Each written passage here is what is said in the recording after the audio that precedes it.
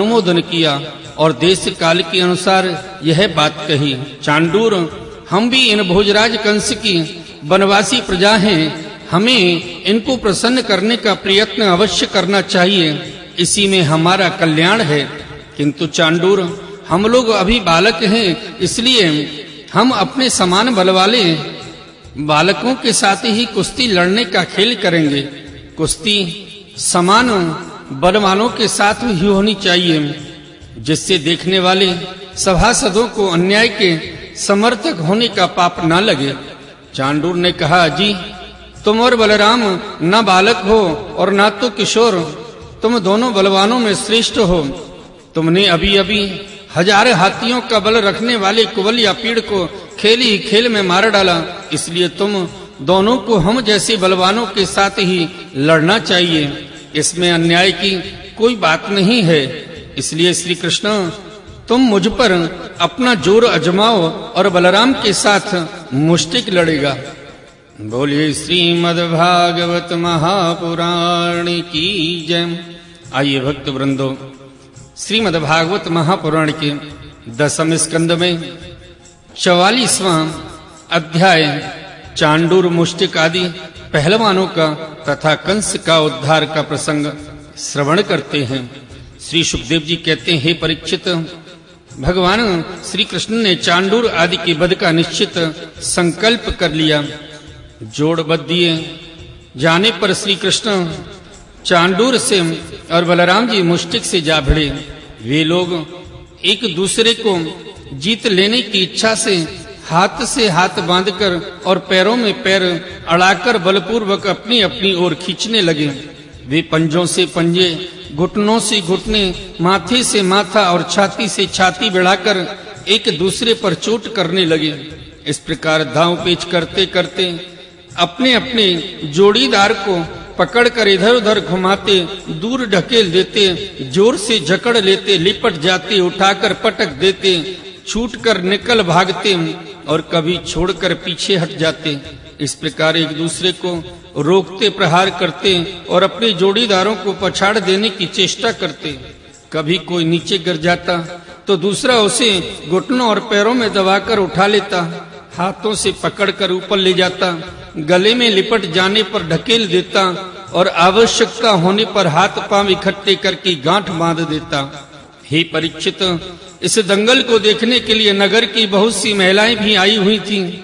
उन्होंने जब देखा कि बड़े बड़े पहलवानों के साथ में ये छोटे छोटे बलहीन बालक लड़ाई जा रहे हैं, तब वे अलग अलग टोलियां बनाकर करुणावश आपस में बातचीत करने लगी। यहाँ राजा कंस के सभासद बड़ा अन्याय और अधर्म कर रहे हैं। कितने खेद की बात है कि राजा के सामने ही ये बली पहलवानों और निर्बल बालकों के युद्ध का अनुमोदन करते हैं। अरे बहन, देखो, इन पहलवानों का एक एक अंग वज्र के समान कठोर है। ये देखने में बड़े भारी पर्वत से मालूम होते हैं, परंतु श्री कृष्ण और बलराम अभी जवान भी नहीं हुए हैं। इनकी किशोरावस्था है, इनका एक एक अंग अत्यंत सुकुमार है। कहाँ ये और कहाँ वे। जितने लोग यहाँ इकट्ठे हुए हैं देख रहे हैं, उन्हें अवश्य धर्मोल्लंघन का पाप लगेगा। हे सखी, अब हमें भी यहाँ से चल देना चाहिए। जहाँ अधर्म की प्रधानता हो वहाँ कभी ना रहे, यही शास्त्र का नियम है। देखो, शास्त्र कहता है कि बुद्धिमान पुरुष को सभासदों के दोषों को जानते हुए सभा में जाना ठीक नहीं है, क्योंकि वहाँ जाकर उन अवगुणों को कहना, चुप रह जाना अथवा मैं नहीं जानता ऐसा कह देना, ये तीनों ही बातें मनुष्य को दोष का भागी बनाती हैं। देखो देखो, श्री कृष्ण शत्रु के चारों ओर पैतरा बदल रहे हैं। उनके मुख पर पसीने की बूंदें ठीक वैसे ही शोभा दे रही हैं जैसे कमल कोश पर जल की बूंदें। हे सखियों, क्या तुम नहीं देख रही हो कि बलराम जी का मुख मुष्टिक के प्रति क्रोध के कारण कुछ कुछ लाल लोचनों से युक्त हो रहा है। फिर भी हास्य का अनिरुद्ध आवेग कितना सुंदर लग रहा है। सखी, सच पूछो तो ब्रजभूमि ही परम पवित्र और धन्य है, क्योंकि वहाँ ये पुरुषोत्तम मनुष्य के विष में छिपकर रहते हैं। स्वयं भगवान शंकर और लक्ष्मी जी जिनके चरणों की पूजा करती हैं, वे ही प्रभु वहाँ रंग बिरंगे जंगली पुष्पों की माला धारण कर लेते हैं। तथा बलराम जी के साथ बांसुरी बजाते, गौएं चराते और तरह तरह के खेल खेलते हुए आनंद से विचरते हैं। हे सखी, पता नहीं गोपियों ने कौन सी तपस्या की थी जो नेत्रों के दोनों से नित्य निरंतर इनकी रूप माधुरी का पान करती रहती हैं। इनका रूप क्या है, लावण्य का सार संसार में या उससे परे किसी का भी रूप इनके रूप के समान नहीं है। फिर बढ़कर होने की तो बात ही क्या है, सो भी किसी के संवारने सजाने से नहीं, गहने कपड़े से भी नहीं, बल्कि स्वयं सिद्धि है।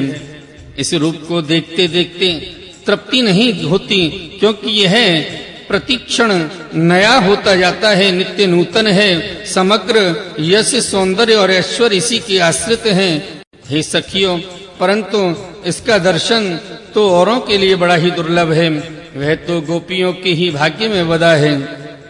हे सखी, ब्रज की गोपियां धन्य है, निरंतर श्री कृष्ण में ही चित्त लगा रहने के कारण, प्रेम भरे हृदय से, आंसुओं के कारण गदगद कंठ से वे इन्हीं की लीलाओं का गान करती रहती हैं। वे दूध धोते समय, दही मथते समय, धान कूटते समय, घर लीपते समय, बालकों को झूला झुलाते समय, रोते हुए बालकों को चुप कराते समय, उन्हें नहलाते धुलाते, घरों को झाड़ते बुहारते, कहाँ तक कहें सारे काम काज करते समय श्री कृष्ण के गुणों के गान में ही मस्त रहती हैं। ये श्री कृष्ण जब प्रातः काल गौओं को चराने के लिए ब्रज में वन में जाते हैं और सायंकाल उन्हें लेकर ब्रज में लौटते हैं, तब बड़े मधुर स्वर से बांसुरी बजाते हैं। उसकी टेर सुनकर गोपियां घर का सारा काम काज छोड़कर झटपट रास्ते में दौड़ आती हैं और श्री कृष्ण का मंद मंद मुस्कान एवं दया भरी चितवन से युक्त मुख कमल निहार निहार कर निहाल होती हैं। सचमुच गोपियां ही परम पुण्यवती हैं। भरतवंश शिरोमणि जिस समय पूर्ववासिनी स्त्रियां इस प्रकार बातें कर रही थी, उसी समय योगेश्वर भगवान श्री कृष्ण ने मन ही मन शत्रुओं को मार डालने का निश्चय किया। स्त्रियों की ये भयपूर्ण बातें माता पिता देवी की वसुदेव भी सुन रहे थे। वे पुत्र स्नेह व शोक से विह्वल हो गए। उनके हृदय में बड़ी पीड़ा होने लगी, क्योंकि वे अपने पुत्रों के बलवीर को नहीं जानते थे। भगवान श्री कृष्ण और वन से बढ़ने वाला चांडूर दोनों ही भिन्न भिन्न प्रकार के दाव पेचों का प्रयोग करते हुए परस्पर जिस प्रकार लड़ रहे थे, वैसे ही बलराम जी और मुष्टिक भी भिड़े हुए थे। भगवान के अंग प्रत्यंग वज्र से भी कठोर हो रहे थे। उनकी रगड़ से चांडूर की रग रग ढीली पड़ गई।